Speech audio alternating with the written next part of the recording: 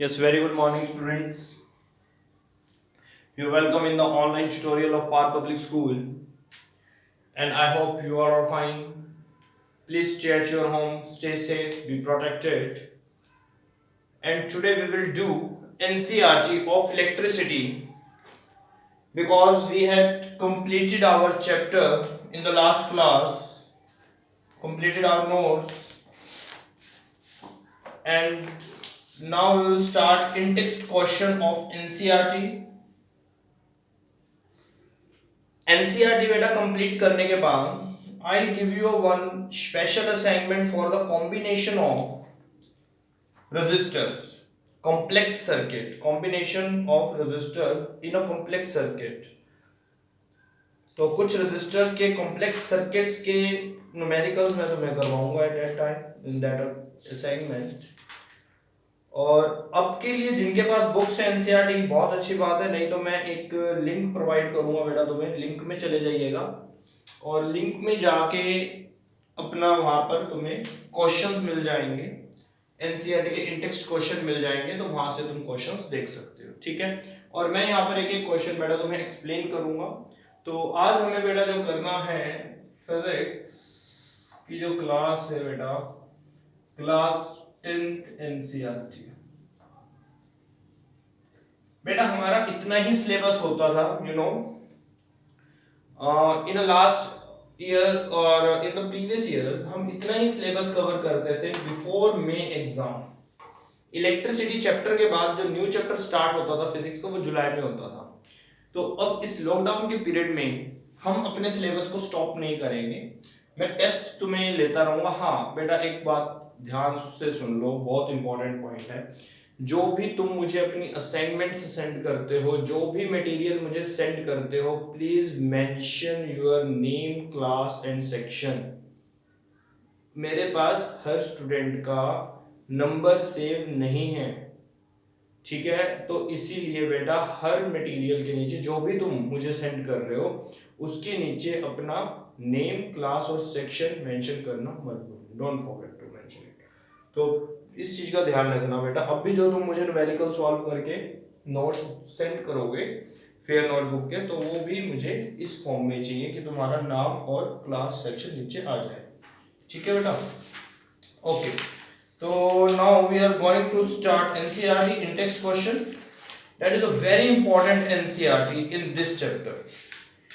इस चैप्टर में एनसीईआरटी इतनी इंपॉर्टेंट हो जाती है और नॉट सो इजी ऑल्सो, और इतनी इजी भी नहीं होती कि हम उसको कि मजाक समझ लें कि नहीं एनसीईआरटी तो हो ही जाएगी। तो बेटा मैं फर्स्ट क्वेश्चन रीड कर रहा हूँ यहाँ पे। What does an electric circuit mean?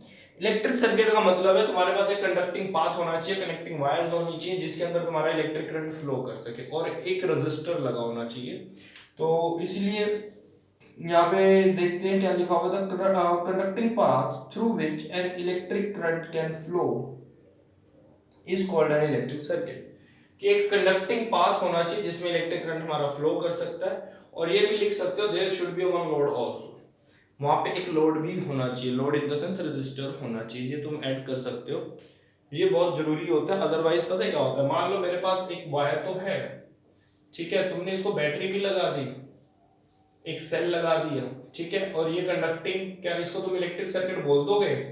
तो मेरा आंसर मेरी ओपिनियन में है कि नहीं बता सकते। क्यों नहीं बता सकते? मुझे पता कैसे चलेगा इसमें करंट फ्लो कर रहा है या नहीं कर रहा, ये तुम्हारा सेल वर्क कर रहा है या नहीं कर रहा, खाली तो नहीं है। तो इसके कारण हम यहाँ पर एक छोटा सा कोई ना कोई इलेक्ट्रिकल कंपोनेंट लगा लेंगे, फॉर एग्जांपल एक एलईडी या एक छोटा सा बल्ब लगा लेंगे, ताकि अगर ये ग्लो कर गया तो मुझे पता चल जाएगा मेरा इलेक्ट्रिक सर्किट वर्क कर रहा है, ठीक है? तो पाथ होगा किसका? Path of the conducting wire in which electric current can flow along with once load, इसको हम लोड बोलते हैं, किसी एक लोड के साथ, ठीक है? Okay, very good. Now come to the next, define the unit of current. हाँ, ये मैं तुम्हें समझा देता हूं, ये हमने किया हुआ है, फिर एक बार देखते हैं। अभी भी हमें यूनिट, मैं बात कर रहा हूं बेटा यूनिट की। देखो दो चीजें होती हैं हमेशा हमारे पास, एक होती है फिजिकल क्वांटिटी, एक होता है फिजिकल क्वांटिटी का फिर यूनिट। एग्जांपल ले लेते हैं, फिजिकल क्वांटिटी का यूनिट क्या होता है, जैसे फॉर एग्जांपल करंट का एग्जांपल ले लेते हैं। Current is the physical quantity, current एक फिजिकल क्वांटिटी है। फिजिकल क्वांटिटी वो क्वांटिटीज होती हैं जिनको तुम मेजर कर सकते हो। नॉन फिजिकल क्वांटिटीज वो क्वांटिटीज होती हैं जिनको हम मेजर नहीं कर सकते, लाइक फीलिंग्स हैं या कोई और ऐसी क्वांटिटी है जिनको मेजर नहीं कर सकते कि आज पापा ने कितना मुझे गुस्सा किया, मैं नहीं पढ़ा घर पर, ठीक है। तो अब हम पापा के गुस्से को मेजर नहीं कर सकते कि उनको किस लेवल का गुस्सा आया था, उनका चप्पल उठाने का मन किया था या नहीं। पॉइंट समझ रहे हो ना मेरा? नहीं पढ़ने के बाद ऐसा ही होता है, ठीक है। और लॉकडाउन में तो पेरेंट्स ज्यादा तंग हो रहे होंगे तुमसे। तो that means physical quantity means जिनको तुम मेजर कर सकते हो, ठीक है, जिसके इंस्ट्रूमेंट्स हैं, जिनके हमारे पास मेजर करने के लिए कंपोनेंट्स बने हुए हैं, इंस्ट्रूमेंट्स हैं जिसे हम मेजर कर लेंगे, ठीक है। तो अब जैसे करंट को मेजर करने की बात हो तो एमीटर है, लेंथ को मेजर करने की बात आ जाए तो स्केल है, वो फिजिकल क्वांटिटीज होती हैं, ठीक है। तो एक तो फिजिकल क्वांटिटी हो गई ये करंट, फिर उसके बाद उसका यूनिट एम्पियर, ये उसका यूनिट बन गया। अब क्या होता है कि दोनों चीजों को डिफाइन करना हमें आना चाहिए। कैसे आना चाहिए, क्यों आना चाहिए, और दोनों को डिफाइन करने का मेथड भी कुछ अलग होता है। अगर हम करंट को डिफाइन करने चलेंगे तो मेथड कुछ और होगा, एम्पियर को डिफाइन करने चलेंगे तो मेथड कुछ और होगा। तो मैं पहले यूनिट को डिफाइन करना सिखा दूं तुम्हें। तो अगर मैं यूनिट को डिफाइन कर रहा हूं बेटा, इस डेफिनेशन को अगर तुमने आज ध्यान से समझ लिया, याद रखना मेरी इस बात को, डेट और टाइम नोट कर सकते हो तुम, ठीक है। तो मैं बेट लगाकर ये बात बोल रहा हूं कि तुम मेरे साथ बेट लगा सकते हो। अगर किसी ने ये वाला मेथड आज समझ लिया तो +2 तक उसे काम आने वाला है। यूनिट्स और यूनिट की डिफाइन बनाने में या फिजिकल क्वांटिटी के डिफाइन बनाने में वो बच्चा कभी प्रॉब्लम फेस नहीं कर सकता। बहुत ध्यान से समझ लो। और सिर्फ इसी का नहीं, कोई भी फिजिकल क्वांटिटी के यूनिट को डिफाइन करना पड़े या फिजिकल क्वांटिटी को डिफाइन करना पड़े तो तुमसे बेटर कोई नहीं कर पाएगा इसको एक्सप्लेन करने के बाद। बट समझना बहुत ध्यान से, एक्टिव रहना, थोड़े से इधर उधर की बातों को माइंड से थोड़ी देर के लिए वॉश कर दो। तो बात करते हैं अभी हम यूनिट की। अब मैं यूनिट को डिफाइन करने जा रहा हूं। तो मेरे पास यूनिट है, मान लो एग्जाम क्वेश्चन आ रहा है मेरे पास, डिफाइन 1 एम्पियर। 1 की बात क्या हुई, 1 को ही तो यूनिट बोलोगे, ठीक है। तो यूनिट है 1 एम्पियर। तो एम्पियर माइंड में सोच लो कि किस क्वांटिटी का ये यूनिट है। तो मेरा आंसर है कि ये करंट फिजिकल क्वांटिटी का यूनिट है। जो फिजिकल क्वांटिटी है वो करंट है, जिसका यूनिट होता है एम्पियर। तो मैं यहां पे करंट का फॉर्मूला लिखूंगा, I = Q/T, लिख दिया। यूनिट से तुमने फिजिकल क्वांटिटी तक पहुंचना है, हर कोई पहुंच सकता है। अगर मैं केजी लिखूंगा तो तुम मास पे पहुंच जाओगे, मैं मीटर पर सेकंड लिखूंगा तो स्पीड पे पहुंच जाओगे, तो हर कोई पहुंच जाएगा। तो दैट मींस एम्पियर से तुम करंट में पहुंच गए, फिर तुमने करंट का फॉर्मूला लिख दिया और उसके बाद लिख दिया if Q = 1 coulomb and T = 1 second. अगर तुमने चार्ज को 1 कूलम पुट कर दिया और टाइम को तुमने 1 सेकंड पुट कर दिया, आई मीन टू से कि इस करंट के फॉर्मूले में जितनी भी अदर फिजिकल क्वांटिटीज है, like charge is a physical quantity, time is a physical quantity, ठीक है।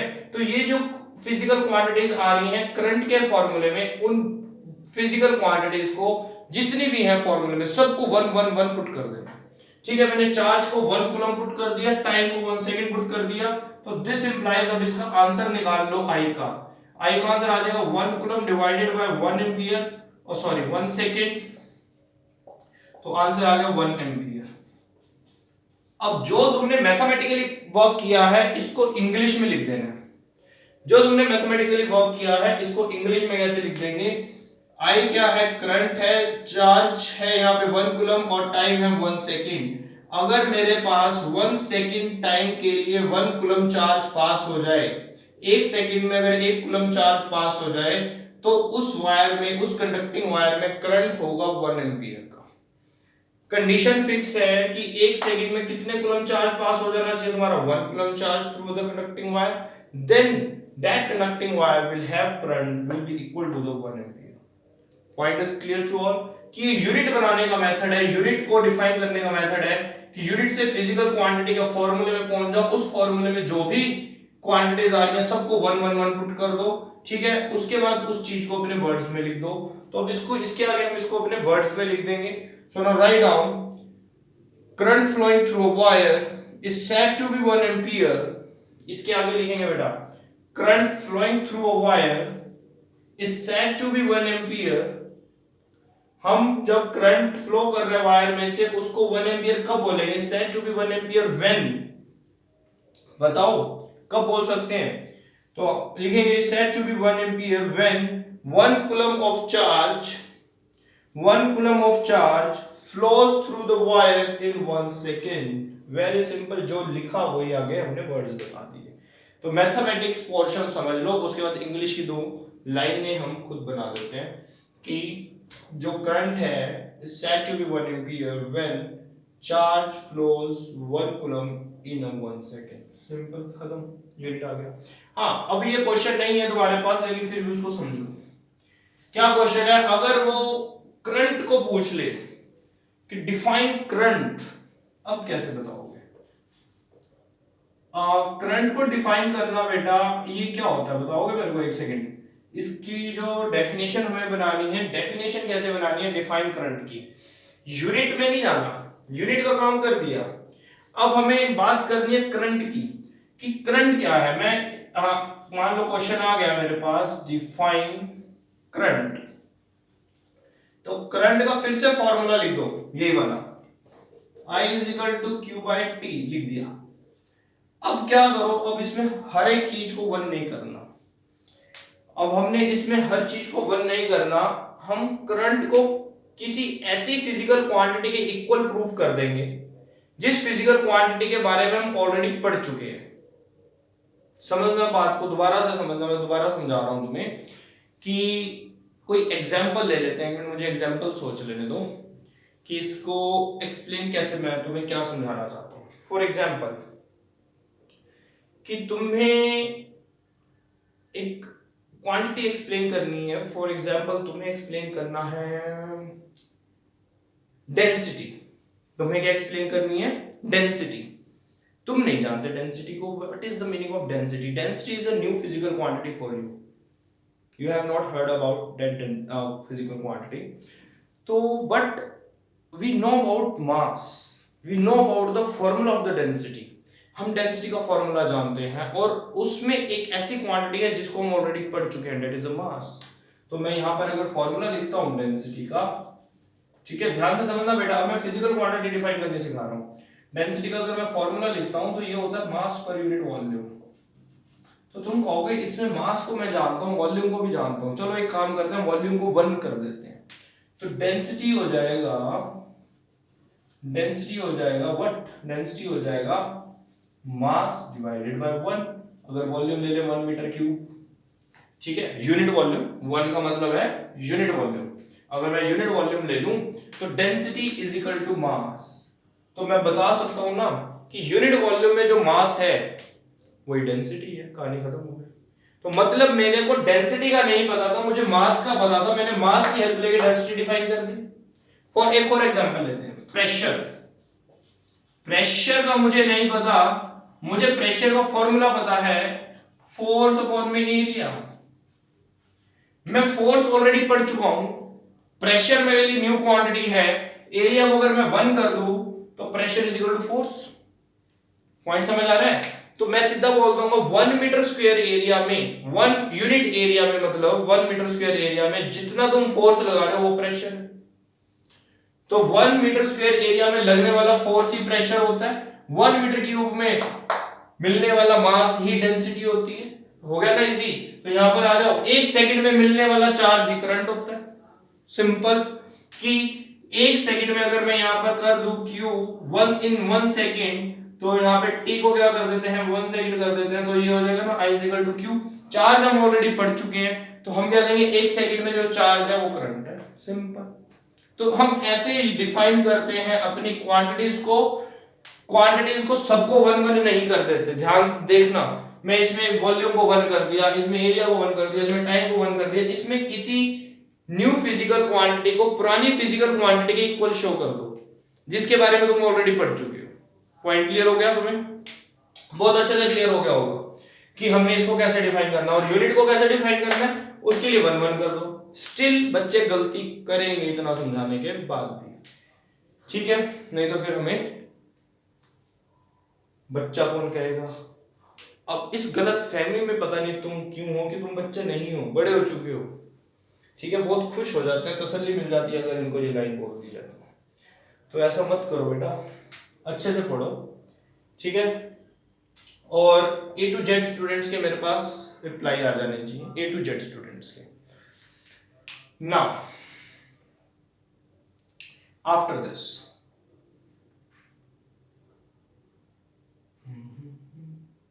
नेक्स्ट क्वेश्चन पे आ जाते हैं। अब मैंने तुम्हें डिफाइन समझा ही दिया, तो calculate the number of electron खुद करेंगे, फॉर्मूला लगेगा नेक्स्ट क्वेश्चन में, Q is equal to mv का, खुद करेंगे बेटा ये क्वेश्चन। Name a device that helps to maintain the potential difference cell और बैटरी।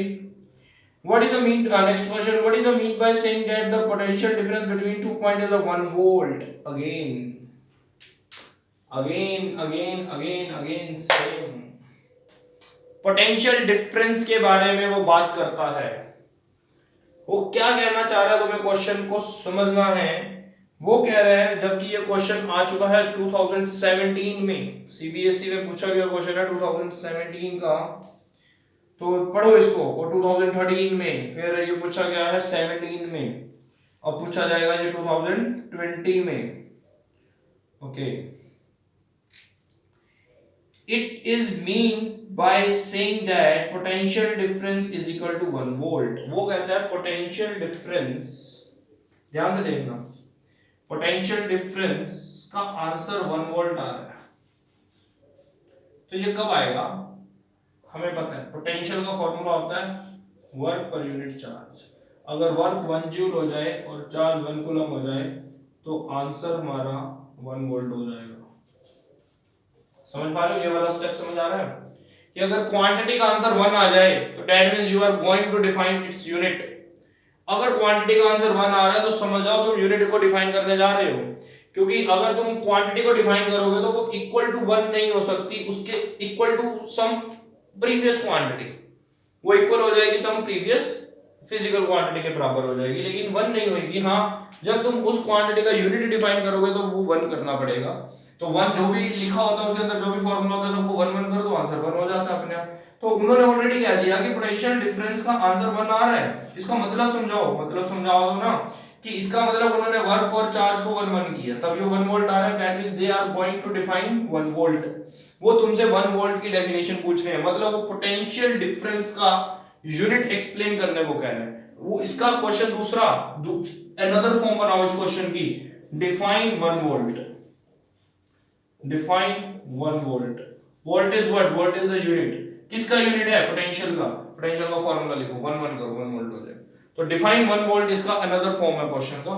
तो अब फॉर्म में कैसे लिखें, 1 वोल्ट को कब कहा जाता है, said to be 1 volt when कितना वर्क होना चाहिए 1 जूल, कितना चार्ज यूज होना चाहिए 1 कूलम। तो उस टाइम पे जो तुम्हारा पोटेंशियल डिफरेंस हो जाएगा, मतलब 1 कूलम चार्ज को एक पॉइंट से दूसरे पॉइंट तक धक्का मारने में जो वर्क करोगे वो पोटेंशियल डिफरेंस 1 वोल्ट होगा। कितना चार्ज ले लो, 1 कूलम चार्ज ले लो, उस पे कितना वर्क करो, 1 जूल वर्क करो। 1 कूलम चार्ज को 1 कूलम चार्ज पे 1 जूल वर्क करके उसको जो तुम डिस्प्लेस कर पाओगे, वो जो पोटेंशियल क्रिएट होगा, that potential is known as 1 volt. चलो ठीक है बेटा, लिख लेते हैं एक बारी। तो if work done to move, वही आ रही है बातें, देख लो। If work done to move 1 coulomb of charge between 2 point is 1 joule, दो पॉइंट के बीच में 1 कूलम ऑफ चार्ज को मूव करने में 1 जूल वर्क करना है, उस टाइम पे जो पोटेंशियल होगा कितना हो जाएगा, 1 volt. Then the potential difference between 2 point is said to be 1 volt. ये बेटा तुम्हें क्वेश्चंस मिलेंगे, ये मत कहना सर जल्दी जल्दी बोल रहे हैं, क्योंकि ये मैंने तुम्हें सारे क्वेश्चंस पीडीएफ के फॉर्मेट में बुक शेयर की हुई है, चेक कर सकते हैं। ओके, नेक्स्ट क्वेश्चन पे आते हैं बेटा, हरी अप।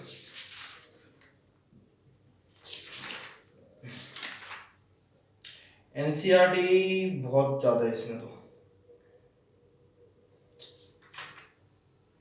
इलेक्ट्रिसिटी की एनसीईआरटी बहुत ज्यादा, सच में बहुत ज्यादा। चलो बेटा करते हैं। How much energy is given to each coulomb of charge passing through 6 volt battery. Energy निकालनी है बेटा, ये क्वेश्चन मैंने तुम्हें करवा रखे हैं, होमवर्क में जाने दो क्वेश्चन ये वाला। फॉर्मूला मैं बता सकता हूं कौन सा लगेगा, फॉर्मूला तुम्हारे सामने लिखा हुआ है, ये वाला लगेगा। एनर्जी निकालनी है, डब्ल्यू निकालना है, वी और क्यू को मल्टीप्लाई कर देना, ठीक है।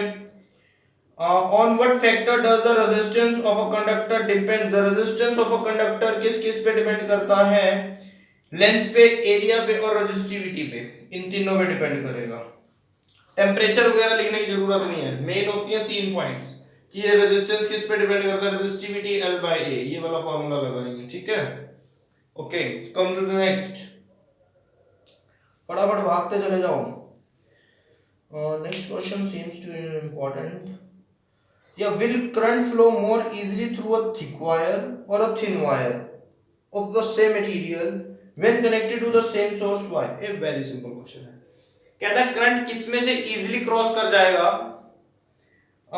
थिन में से और थिक वायर में से, सेम मटेरियल की, when connected to the same source, और जबकि सेम सोर्स सेम बैटरी से कनेक्ट करोगे, एक वायर मोटी है और एक वायर पतली है, थिन है, मटेरियल सेम है, अगर कॉपर है तो दोनों का कॉपर है, सिल्वर है तो दोनों का सिल्वर है, एल्युमिनियम है तो दोनों का एल्युमिनियम है, ठीक है। तो हम कह देंगे मोटी में से जल्दी करंट पास हो जाएगा, क्यों? क्योंकि जितना वायर को थिक कर देंगे उतना उसका रेजिस्टेंस कम हो जाएगा। वही वाला केस याद करो, डबल लेन, सिंगल लेन पे कोलिजन ज्यादा होंगी, ठीक है, कोलिजन का मतलब रेजिस्टेंस, रेजिस्टेंस ज्यादा मतलब करंट कम, ठीक है। डबल लेन पर जब चलोगे तो टक्करें कम होने वाली हैं, टक्करें कम होने वाली है, रेजिस्टेंस कम होने वाला है, रेजिस्टेंस कम होने वाला है तो मतलब करंट बढ़ने वाला है। तो जितनी वायर थिक होती जाएगी मतलब डबल लेन, फिर और थिक, ट्रिपल लेन, फिर 4 लेन, जितनी लेन्स बढ़ाते जाओगे मतलब जितना थिक करते जाओगे उतने कोलिजन्स कम हो जाएंगे, कोलिजन्स कम हो जाएंगे मतलब रेजिस्टेंस डाउन हो जाएगा और करंट तुम्हारा इंक्रीज हो जाएगा, ठीक है। तो बेटा इस फॉर्मूले की हेल्प ले सकते हो इसमें एक्सप्लेन करने के लिए, बाकी एक्सप्लेन किया हुआ मैंने, देख come to the next. Let the resistance of an electrical component remain constant.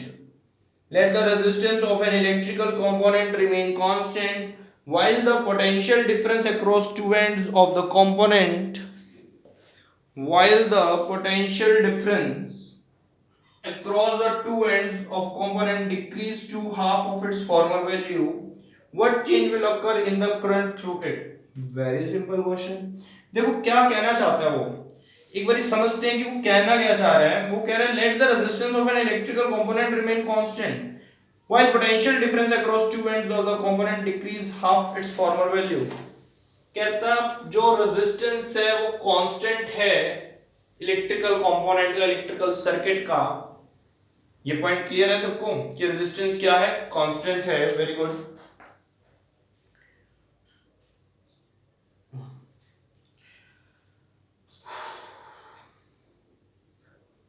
तो ओम्स लॉ का हेल्प, ओम्स लॉ की हेल्प ले ले। एक सेकंड बेटा, थोड़ा सा जगह बना ले पहले।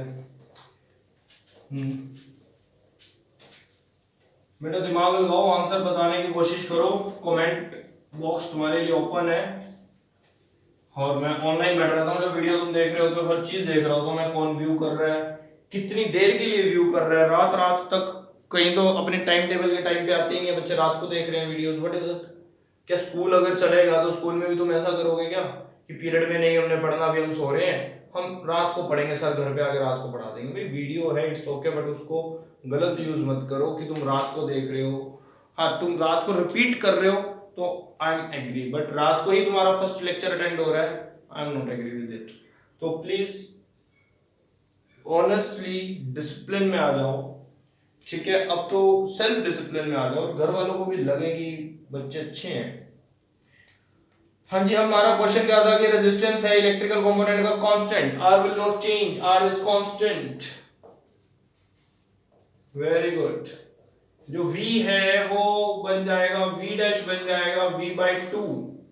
जो न्यू पोटेंशियल है वो फॉर्मर पोटेंशियल वैल्यू का हाफ हो जाएगा।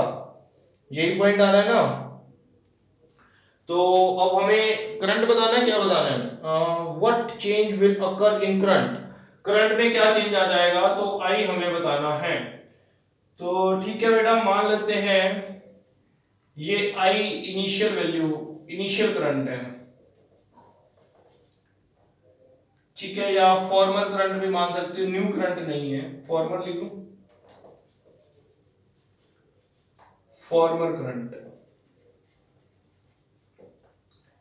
एट पोटेंशियल डिफरेंस V, जब पोटेंशियल डिफरेंस V था, V को लिख लो बेटा former potential difference. V former potential difference हो गया जो पहले था, R कांस्टेंट हो गया, न्यू पोटेंशियल डिफरेंस जो आएगा, ये न्यू है, V डैश ले लिया, वो V/2 हो जाएगा, और I डैश बताना है, न्यू करंट तुम्हें बताना है। ओम्स लॉ को हम बहुत अच्छे से जानते हैं, ओम्स लॉ हमारा भाई बन चुका है, ठीक है, इसको भाई मानकर चलो तो बहुत काम आएगा Ohm's law. V is equal to I R, सबको याद है ना, VIP, V is equal to I R, R I कितना आ जाएगा बेटा V/R, ये फॉर्मल वैल्यू है, R कांस्टेंट है, very good. If R is constant then I is directly proportional to V। अगर V हाफ होगा तो करंट भी क्या हो जाएगा, हाफ। तो ये फॉर्मल वैल्यू हो जाएगी, न्यू वैल्यू क्या आ जाएगी अकॉर्डिंग टू क्वेश्चन के अकॉर्डिंग न्यू वैल्यू क्या आ जाएगी, I dash is equal to क्या हो जाएगा, V में जो चेंज आएगा I में वो चेंज आएगा या नहीं आएगा, तो आंसर है बिल्कुल आएगा। अगर ये V बाय जो V डैश, ये हो जाएगा V डैश, ठीक है, I डैश इसके बराबर हो जाएगा V डैश के बराबर। तो अब V डैश को देखो, V डैश क्या है, V/2 है। I डैश का चेक करें तो I डैश क्या आएगा, I डैश हमें निकालना है, तो V/2 मतलब I डैश भी क्या हो जाएगा, this implies I dash will become half हो जाएगा। ये वाला स्टेप अगर तुम्हें नहीं भी करना तो मत करो, चेक ये लो, तो ये लिख दो, ये सीधा लिख दो, from equation 1 I will become half, अगर पोटेंशियल डिफरेंस हाफ होगा तो I विल बिकम हाफ, तो यहां ये जरूर लिख देना, from equation 1 V dash is equal to V/2, V/2, ये जरूर लिख देना कि जो न्यू पोटेंशियल है वो प्रीवियस फॉर्मल पोटेंशियल का हाफ है, तो that means from equation 1 I will become half, I भी हाफ हो जाएगा, दैट्स इट, खत्म।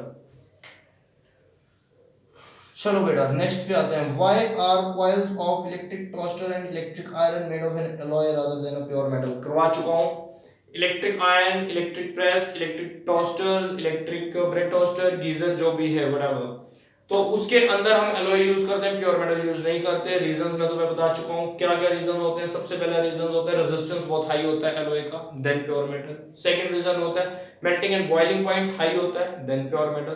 थर्ड रीजन होता है कि क्रोजन नहीं होता, then pure metal at very high temperature. Okay, तो ये लिख देना बेटा। ओके,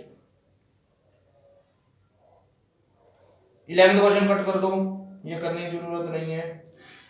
नेक्स्ट क्वेश्चन में सिर्फ तुम्हें डायग्राम ड्रॉ करना है, कुछ कंडीशन उसने दे रखी है, डायग्राम ड्रॉ करना है तो कर सकते हो। सीरीज में लगे हुए हैं सारे रजिस्टर और 3 सेल्स को यूज करना है, बैटरी बना देनी है, तो मतलब टोटल हो जाएगा तुम्हारा 6 वोल्ट की बैटरी बन जाएगी, 2 वोल्ट के 3 सेल लगा देंगे। वेरी गुड, फिर उसी को रीड्रॉ करना है, उसमें वोल्ट मीटर लगा देना है। ध्यान रखना वोल्ट मीटर पैरेलल लगता है और एमीटर सीरीज में लगता है, और वोल्ट मीटर उसी के पैरेलल लगाना जिसके पूछा हुआ है, जिसके अक्रॉस में उन्होंने बोल रखा है उसी के पैरेलल लगाना। और उसके आगे बेटा जज the equivalent resistance when following connected in parallel, ये बेटा खुद कर लेना क्वेश्चन से। कुछ क्वेश्चन तो मैं तुम्हें इनमें से करवा भी चुका हूँ आई थिंक रेजिस्टेंस के टाइम पे। तो ठीक है बेटा, 15th क्वेश्चन भी तुम कर लोगे और 15 क्वेश्चन तक बेटा कर लेना। यहाँ तक अगर तुम्हें कोई डाउट है तो ले सकते हो कल। तो 15 क्वेश्चन इन टेक्स्ट तुम्हें कल अपनी नोटबुक में करने हैं विद प्रैक्टिस। और अगर उसके बाद भी कोई प्रॉब्लम रहती है तो मुझसे डिस्कस करो, और मैं उसमें प्रोवाइड कर रहा हूँ, तुम्हें लिंक प्रोवाइड कर रहा हूँ, इन टेक्स्ट क्वेश्चन आज तुम्हारे पास पहुंच जाएंगे, ठीक है ना। और कोई भी प्रॉब्लम हो बेटा लिख लेना, but don't forget to mention your name, class and section at any cost, otherwise बहुत कंफ्यूजन होती है, मुझे मैसेज कर करके पूछना पड़ता है व्हाट्स योर नेम, क्लास, बेटा बहुत ना मैसेज सा हो जाता है, कुछ समझ नहीं आता, फिर इतने मैसेजेस आ जाते हैं मेरे पास। आज की अगर मैं तुम्हें अपने मैसेजेस बताऊं तो मेरे मैसेजेस थे 1871, इतने मैसेज आ गए थे मेरे पास। चलो ठीक है बेटा, हैव अ नाइस डे, और बिल्कुल स्टडी करना नहीं भूलना, हेल्थी फूड लेना नहीं भूलना, अपने आप को फिट रखना नहीं भूलना, अपनी केयर के साथ साथ पेरेंट्स की केयर करना नहीं भूलना, और उससे पहले अपनी स्टडी की केयर करना नहीं भूलना, और लास्ट में नेम और रोल नंबर क्लास लिखना नहीं भूलना। थैंक यू बेटा, हैव अ नाइस डे।